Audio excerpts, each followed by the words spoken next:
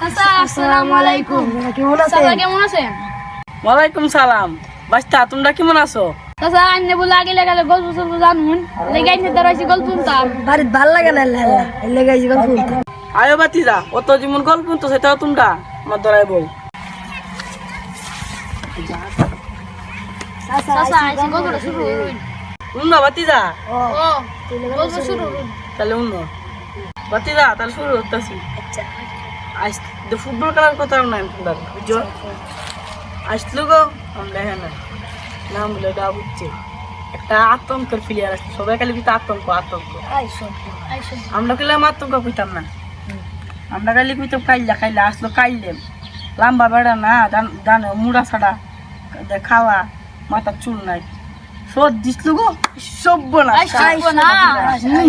খালি সব্য না, সব্য না খেললো না, শট দিসলো, শট দেখে গোলকিপারে খুঁতাছে ওইদিকে আতঙ্কের প্লেয়ার। আর জানো কি হইছে? কি হইছে চাচা কি হইছে? ও তো ভালো লাগে না, আমি কইতাছি